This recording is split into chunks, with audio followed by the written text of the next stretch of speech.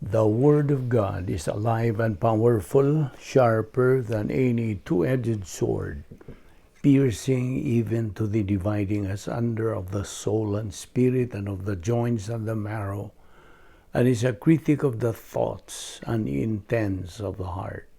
All Scripture is God-breathed and is profitable for doctrine, for reproof, for correction, for instruction in righteousness, that the man of God might be mature, thoroughly equipped unto all good works. Study to show thyself approved unto God, a workman that needeth not to be ashamed, rightly dividing the word of truth. 1 Corinthians 15, 3-4, Christ died for our sins, according to the Scriptures, and that he was buried, and that he rose again the third day, according to the Scriptures. John 3:36, He that believeth on the Son hath everlasting life, and he that believeth not the Son shall not see life, but the wrath of God abideth on him.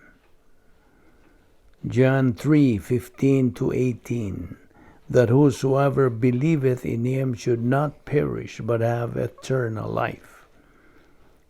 For God so loved the world that he gave his only begotten Son, that whosoever believeth in him should not perish, but have everlasting life.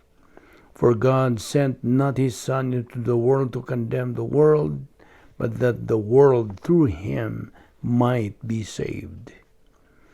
He that believeth on him is not condemned, but he that believeth not is condemned already, because he hath not believed in the name of the only begotten Son of God. It is as simple as believe on the Lord Jesus Christ, and thou shalt be saved. Acts 16:31. 1 Corinthians 7:29. Time is short. 2 Timothy 3:1. But mark this, there will be terrible times in the last days. 2 Timothy 4:8.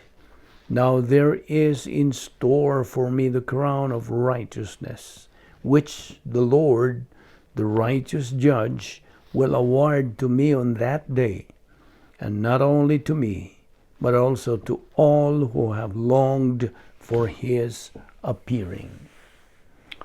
Before we start our Bible study nining adlaw, o agig padayon sa atong pagtuon sa pulong sa Dios, gikinahanglan ng atong pagsusi sa tagsa nato kakalag, kung napawakit mga sala nga anaa pa naga pundo sa atong kalag, kini mahimo lamang babag sa atong pagtuon sa pulong sa Dios busa. Anaay mando diha sa 1 John 1:9, agi kana og subay sa atong routine sa atong pagtuon sa pulong sa Dios nga gikinahanglan natong pagsugid sa tanan natong mga salang nahimo nining adlaw, aron dili kini mahimong babag, ali o makabalda sa atong pagtuon sa pulong sa Dios. Busa atong gamiton karon ang prinsipyo sa rebound technique or recovery technique sa 1 John 1:9 nga sulti kanato nga if we confess our sins, God is faithful and just to forgive us our sins and to cleanse us from all unrighteousness. Apanalang kanimo, dili pa magtutuo, wala pa'y Kristo di sa mong kinabuhi, ang imong buhaton dili ang pagsugid sa imong mga sala, kundi ang imong pagsugid,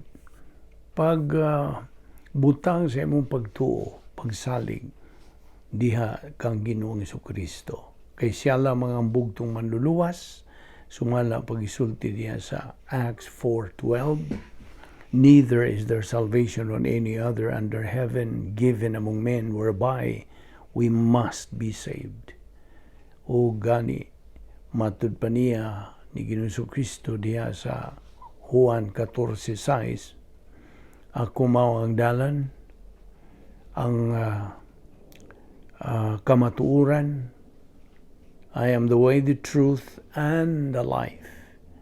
So, no one comes to the Father but by me. Busa, kinahanglan nga imo unang dawaton si Ginoong Kristo aron ikaw makasalmot na usab nining atong pagabuhatong pagtuon sa pulong sa Dios. So kanimo dili magtutuo, tumuo ka kang Ginoong Hesus ug ikaw maluwas. Magampo ta.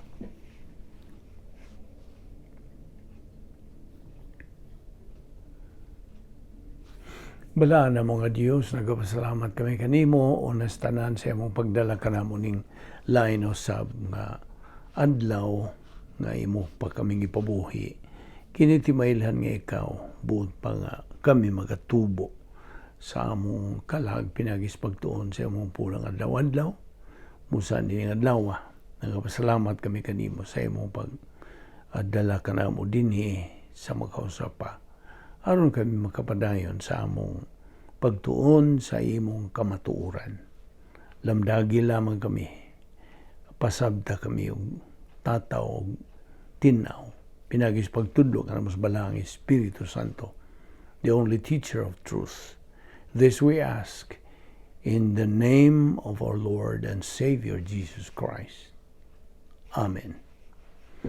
Well, may adlaw sa tanan natong mga suki, atong mga subscribers, atong mga igsoon diha ni Kristo, our fellow believers. Well, niya pa kita magadupot sa atong tun-anan nga giuluhan og the Doctrine of Apostasy. Okay? Now, kaninyo mga bag-o pa, nasayod na kamo kung sa ibut pasabot ni ining apostasy. Now, this is an English word ug binisaya kan nato og apostasya. Mao na lang kana ang atong makabot nga hubad ni ining maong pulo nga apostasy. Now, so mao kini nga atong uluhan ang doktrina nga atong giduputan karon sugod ni atong pipila na kadlaw ug bahin sa apostasya. Now, ang pulong apostasya agi og labas atong panumduman, ang apo nagkahulugan kini sa in English og away from, meaning departing from, mubiya gikan o nagkalayo gikan. Apan ang estasya stand ang imong pagbarog. Therefore, kung imong tapuo na kana, ang imong pagbarog nga nagapahilayo ka gikan sa, you see. So, of course, gikan sa kamaturan, nagpahalayo ka na. So, mao kanay definition o kahulugan ni ining pulong nga apostasya. O mao kini nga agi og paglabas lang sa imong panumduman. Okay. The last time nga kita nagauban o imutang ta kagahapon, atong gibiyaan kadtong topic bahin sa upat ka mga butang diha sa Hebrehanon nga di mahimong mabuhat, that is impossible to do, ug mao kining mosunod. Okay, atong sugdan kini sa paghisgot. Unas tanan, it's impossible for God to lie. Imposible, dili gayud mahimo nga mabuhat sa Dios ang pagpamakak. Diha sa Hebrehanon 6:18 ug Hebrehanon 6:4 ngadto sa 6.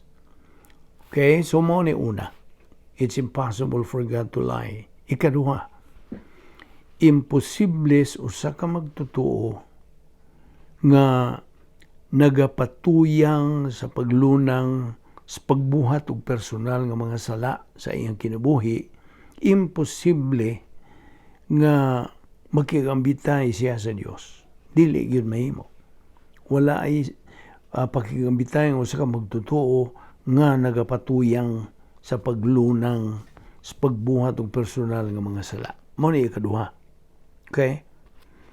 Ang ikatulo, imposible nga ang dugo sa mga baka ug kanding makahugas o makatangtang sa sanglit. They are on the wrong level of creation. Okay? So, sundan lang ni. Mga ikatulo. Ang ikaupat, imposible may tabo. Fourth thing that's impossible kini. Imposible usa ka magtutuo ang pagpahimuot niya sa Dios. Gawas lamang pinagis iyang paggamit siyang pagtuo. That is the faith rest life. So, niya kining operational will of God. O this leads to good decision making uban sa iyang divine viewpoint mental attitude. Ug pinagi niini ang magtutuo makatuman siya sa nagkalinlaing aspeto, different aspects sa functional will of God, ingon man sa geographical will of God. Mao kini ang tulo ka kategorya sa kabubuton sa Dios alang sa magtutuo. Ug sa dihang mabuhat na kinis magtutuo, diha niya matuman ang divine viewpoint nga katuyuan siyang kinabuhi. Unsang tuyo sa Dios ang kinabuhi sa magtutuo? Tubang ang iyang pagtuman sa kabubuton sa Dios to execute the will of God. Now, there are two sides of the same coin, maingon ta. Ug mo'y hinungdan, ang atong Ginoo diya sa Mateo 16, ang atong Ginoo, misulti nga to kang Pedro. Sa diyang kinis Pedro, may pugong sa atong Ginoo sa pag-adto sa Jerusalem. Ug sa pag-agi sa pagsakit o sa pagpakamatay alang sa mga sa katawhan. Alang kang Kristo, mo kadto ang bahin sa functional will of God alang kaniya. Mingon siya kang Pedro, na mo ni gisulti sa atong Ginoong Hesukristo. Pedro, get thee hence, Satan. Kung sa'yo pagsulti kang Pedro sa ingon nga pagsulti, he was not confused about Peter's identity. Nahibaw siya sa kalahian ni Satanas o ni Pedro. But, iyang gi-identify kinis Pedro o Satanas. Iyang gitawag kinis Pedro o Satanas. Tungod kasi Satanas, may gamit man ni Pedro. Pinagi og human viewpoint, tawhanong pangunahuna sa iyang dautan, evil, ingon man sa historical impact, ang iyang makaguba nga historical impact ngadto kang Kristo. Of course, gihikling o gisalikway man hinuon kadto ni Ginoong Hesukristo. Ug busa wa kini makabalda kaniya. But si Satanas migamit manggod kang Pedro sa tuyo nga mabalda o mahasol o ka malinga o mapugnan si Ginoong Hesukristo sa pagtuman sa kabubuton siyang amahan.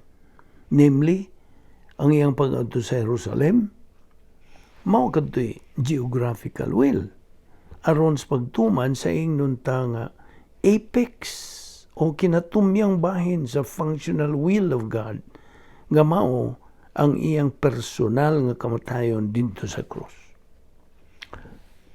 You sure are a stumbling block to me, Peter. Mao to'y gisulti ni Ginoong Hesukristo. Nahimog yung kang dakong babang kanako, Pedro. O kung balikon mo, kanay gisulti ni Ginoong Hesukristo nga tukang Pedro. Gidugangan pag ginugingon ni Kristo, Pedro, nagawas ka naman sa imong pagigambitay sa Dios. You're out of fellowship, Peter. You are in carnality. Uban nilang imong tawhanon nga pangunahuna, human viewpoint, and historical impact. Tungod kay Pedro, huwag ka maghunas mga butang iya sa Diyos. You are not thinking the things of God. Pedro, huwag ka magtanaw sa kinabuhi on the divine viewpoint. Nagtanaw ka sa kinabuhi on the human viewpoint. Ug busa, naa ka sa pagkakarnal, Pedro. Nagalakaw kas kangit-ngit. You are walking in darkness. You are spiritually blind. Og nagapagawas ka og ngilad og daotang influensya, evil influence, ngari ka nako. So, ug atong makita dinhi, nga atong Ginoo migamit nining hitabua sa iyang paghiharong kang Pedro. Agi, og pa hinumdom ka na itong magtutuo, nga kini ang matagamtaman ni bisag kinsang magtutuo, nga mogamit lamang sa mga tawanong pangunahuna. Human viewpoint of life, rather than divine viewpoint thinking. Nan, kung kita mga magtutuo, buot magatuman sa giingon ta og functional will of God, ug magmadinaugon kita sa atong Kristohanong pagkinabuhi, then, si Kristo may emphasize sa pagkamanungdanon sa panag-iya og Diyos noon nga pangunahon na divine viewpoint thinking nga atong gamiton sa atong kinabuhi ingon nga mga magtutuo. If anyone desires to follow after me, to come after me, in the conditional clause kana our Lord set up, maingon siya, if, kini di protesis na if anyone desires to come after me, and that desire there, that's a reference. Naghisgot ka na o positibong kaubuton ngadto sa kaubuton sa Dios. That is where success start. Anha niya magsugod ang pagkamadinaugon. And that will take the believer ngadto sa pagkat-on, sa pagtulunan sa pulong sa Dios. Then, if he's got that desire, kung na siya niya ng maong tinguha, kinahanglang mohimo siya tulo ka butang. You must do the three things. Number 1, deny, ilimod. Number 2, suffer, pagantos. Number 3, follow, sumunod ka. So, he must deny himself. Human viewpoint thinking mo kanibot pasabot. Ug ang bugtong paagi nga makalimod ang magtutuo sa tawhanong panghunahuna, dili ang pagtindog niya sa tubangas kadaghanan o mudayon kas pag-ingon o akong ilimod ang akong kaugalingon sa mga sa human viewpoint thinking. That's a great desire, right? Di ba? Apan dili ka na paigo. That is inadequate. Ang paagi, the mechanism nga diin ang magtutuo makalimod siya sa iyang kaugalingon sa mga human viewpoint, mawangon siya. Unsa man? Mao ang iyang pag-angkon og mga divine viewpoint nga mga pangunahuna. Ug unsaon man niya pag-angkon ini? Pinagi sa pagtuon, pagkat-on, pagtuo, paggamit sa pulong sa Dios. Sama nini nga itong gihimo karon. Di ba niya? Adlaw-adlaw kini nga itong pagtuon sa pulong sa Dios. Di mahimog siniman na. Di mahimog binuan. Tinuig. Ang grabe pa kung ganaahan ka lang. Pagtuon ra gyud sa doktrina. Mga pagtulunan sa Biblia ang gitawag taong Bible doctrine. Na huna kini ni Kristo 1 Corinto 2:16 nga nag-ingon sa Ingles og for who hath known the mind of the Lord that he may instruct him. But we have the mind of whom? The mind of Christ. Na. So, ato makita dinhi nga ang paagi niini mao ang gisulti ni Ginoong Kristo nga kang Pedro. Nga Pedro, wa ka magunahuna sa pangunahuna sa Dios. You're not thinking the things of God. Ang magtutuo kinahanglang makakaton, makaangkon og Diyos ng pangunahuna. The believer must acquire divine viewpoint thinking, divine viewpoint mental attitude. Ang ay na itong hinumduman, kining musunod nga, ingnon ta sumbanan, bahin ni ining panag-iya og Diyos ng pangunahuna. Nga we must realize that this is the key to pass through and be able to reach success in our Christian life.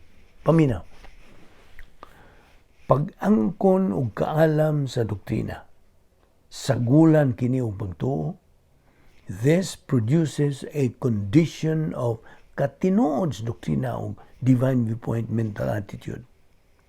Og kini magapagawas og espirituhanong gahom o uban pang mga resulta nga makapalig-on sa barugan ng espirituhanon sa magtutuo.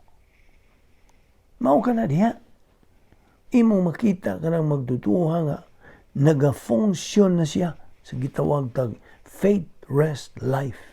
Kinabuhing may pagtuo nga nagdaog pahuway.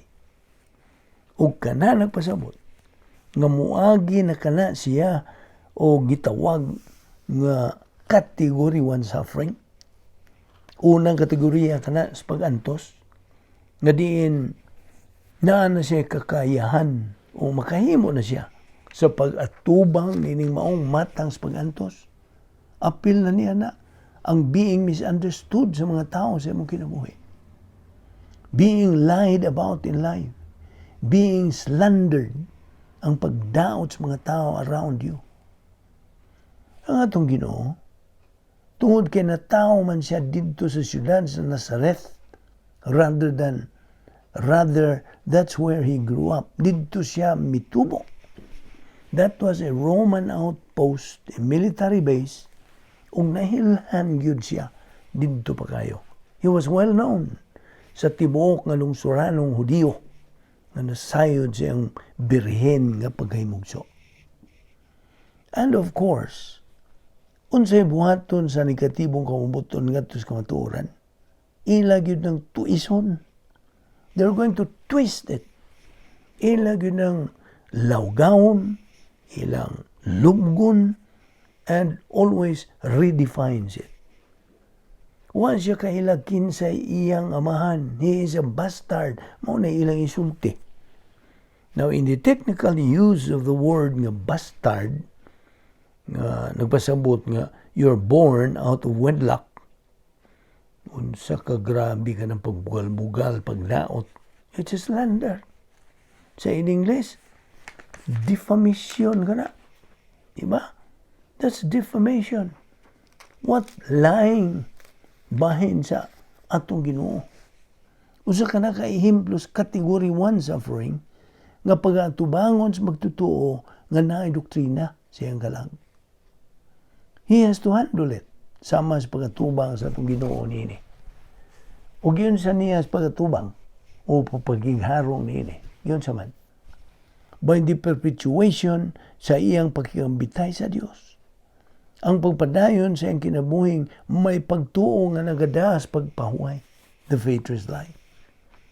Now, dealing with evil, pagpagkiharong niya sa dautan, evil, o pagpagkiharong niya sa kaburong, uway kabangkaagan, ignorance. Dealing with hardness of heart, pagkiharong sa katiga sa kasing-kasing. Dealing with blessing, panalangin, pagkiharong sa kauswagas kinabuhi, prosperity in life.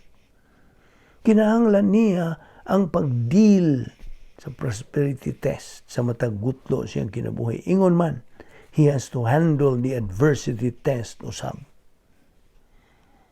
Ug bisag unsa may atubangon sa magtutuo siyang kinabuhi, kauswagan ba na o katalagban ba na, bisag unsa. So, sa laing pagkasulti, regardless of unsa mang matang sa pag-antos ngayong itubang, kinahanglan siyang makasugakod. He must be able to handle it. Ug unsaon man niya pag-handle niya na, be? By the control thought life nga resulta ka na sa iyang paggamit sa faithless life.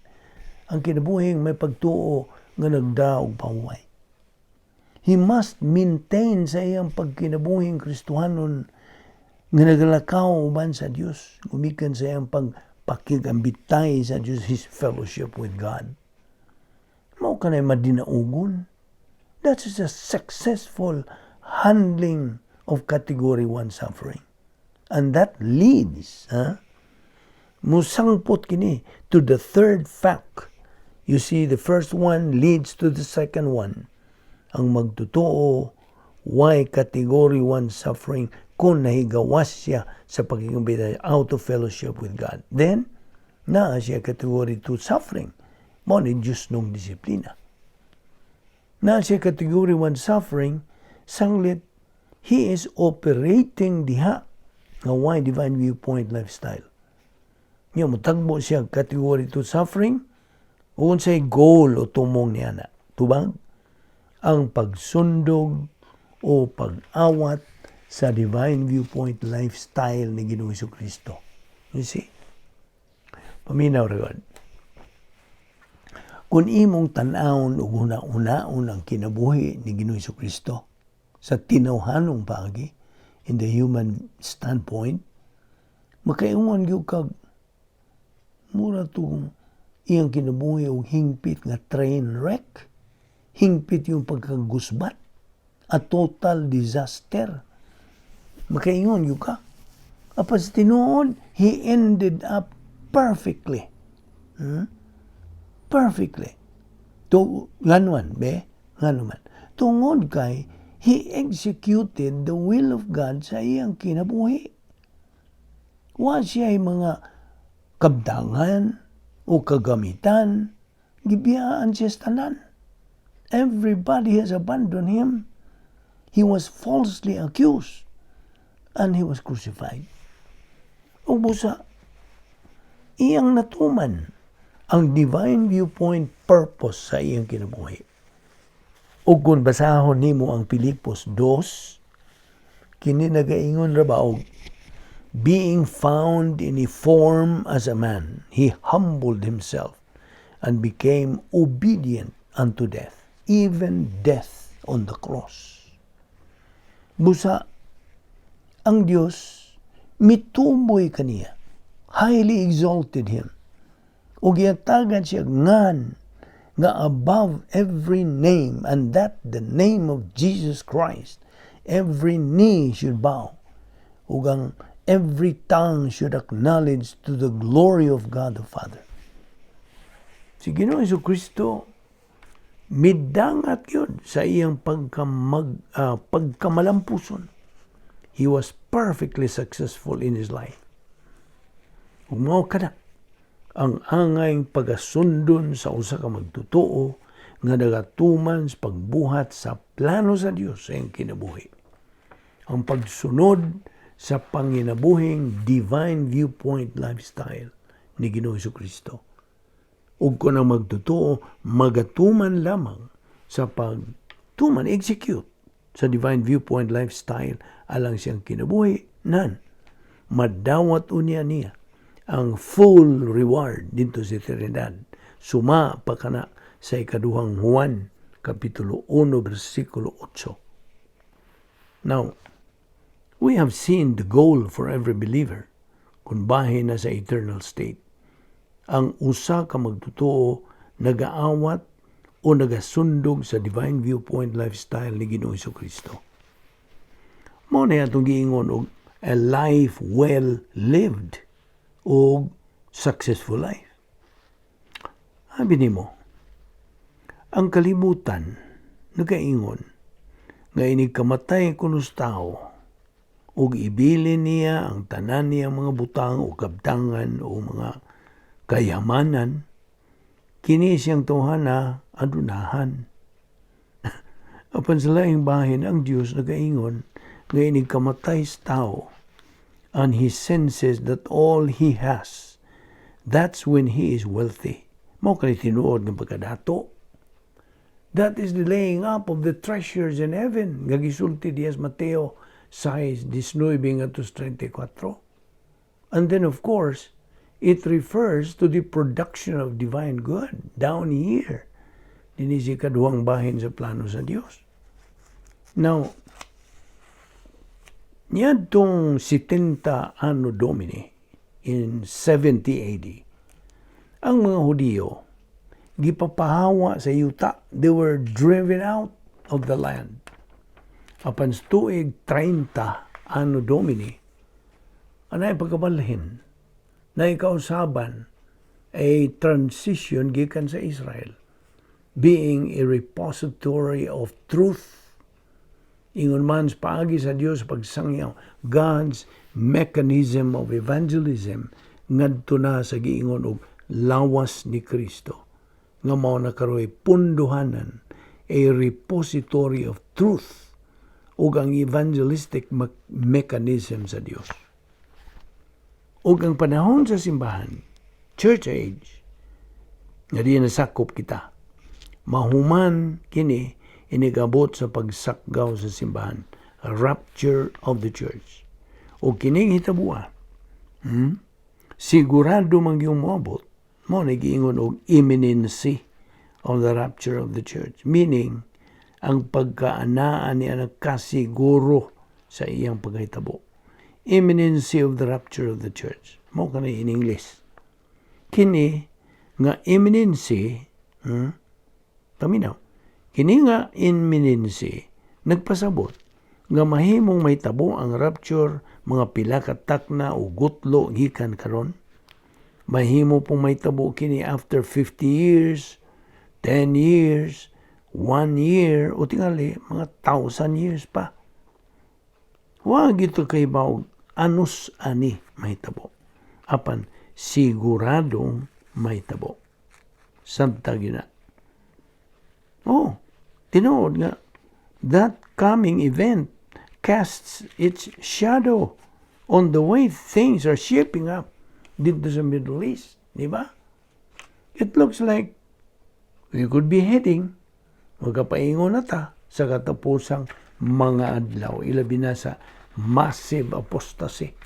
Suma sa gipadayag sa 2 Timoteo Kapitulo 4, 2 Timoteo Kapitulo 3, 2 Timoteo 2, ug ang unang Timoteo.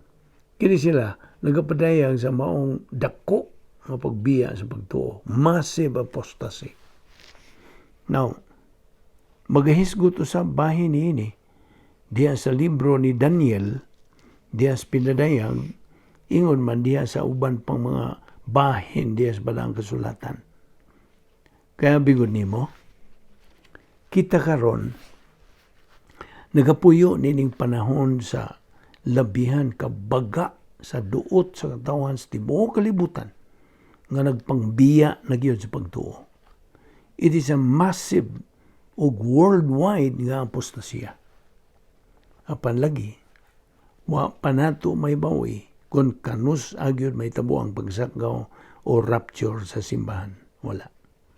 Ug busa, ang paagi nga kita mga magtutuo, makapangandam sa atong kaugalingon sa di pa moabot, kining rapture, mao ang pagpadayon sa pagtuon, pagkaton, pagtuo, paggamit sa pulong sa Dios.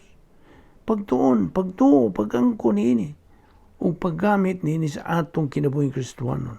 Agi og tuman sa tulo ka kategoriyas kabubuton sa Dios sa atong kinabuhi, namely, viewpoint will of God. Ikaduha, operational viewpoint or operational will of God. O ikatulo, geographical will of God. Kinigong viewpoint will of God. Nagatubag kinis pangutanag, unsa may buot nga kanang buot sa Dios nga akong huna-unaon. Viewpoint man. Ang ikaduha, unsa may buot sa Dios nga akong buhaton. Ikatulo, asa man buot sa Dios nga ako moadto. Kasabot ka? So these are the three kanang categories of God's will sa atong kinabuhi. Viewpoint will of God answers the question, what does God want me to think? Operational will of God answers the question, what does God want me to do? O geographical will of God answers the question, where does God want me to be? All of these, kining tulo, nagalangkob sa mga tulumanon, nagalangkob kini sa tulumanon na itong mga Kristohano, agi og pangandam sa atong kaugalingon. Laki pag yun ni mga tulumanon na mao ang atong pagpadayon sa pagpuyo. by residing in the operational divine dynasphere. This is God's power system. Royal palace na itong mga magtotoo. Sanglit, samtang na kita diyang dapita sa sulod magapuyo, kita nagapadayon usab sa pagkanaa sa atong pagpakigambitay sa Dios in fellowship with God. Napunan kita sa Espiritu Santo. Nagafunction kita sa divine viewpoint lifestyle. Nagalakaw kita kung nagakinabuhi kita diha sa kahayag, nagakinabuhi kita diha sa pagtuo, nagkinabuhi kita sa gitawag og faith rest life, busa. Gitawag kita niya ng maong kahimtang og mga espiritual nga magtutuo, spiritual believers. Og sanglit, nagapadayon og nagmalahutayon man kita sa pagtuman sa hingpit nga kabuton sa Dios, then we are ready. We are ready for phase 3 sa plano sa Dios. Kung naibaw ka na kung sa ibot pasabot sa phase 3, dito na kita sa eternidad uban sa Dios hangtod sa kangturan. Ug diha, mahimong tataw na ang gisulti diha sa Pilipos 1:21 nga nag-ingon og, for to me, to live is Christ, to die is unsa? Gain. Di niyo na kita muhunong. Ato ni padayon ugma, ayog sipyat sa sumpay nini. Magampo ta. Amahan namong langit no, nagapasalamat kami kanimo, nining laing higayon sa among pakigambitay kanimo sa imong mga pulong. Salamat sa imong pagtudlo, pagpatinaw kanamo, sa imong kamaturan hinaot. Kini among dawaton gayon sa positibo nga pagtagad niini, among hangpon kini, among kining ilukop sa among pangunahuna, aron sa ingon niya na mas sibo ug mahiluna gayon kami sa imong grasya. Salamat ni among Bible study pinagi sa YouTube sa Vic Balbido Evangelistic Ministry. Gamita kining maong ministry in a mighty way og sumala sa imong kabubuton. Salamat ning grasya sa ngalan ni Ginoong Hesus Kristo among bugtong manluluwas. Amen.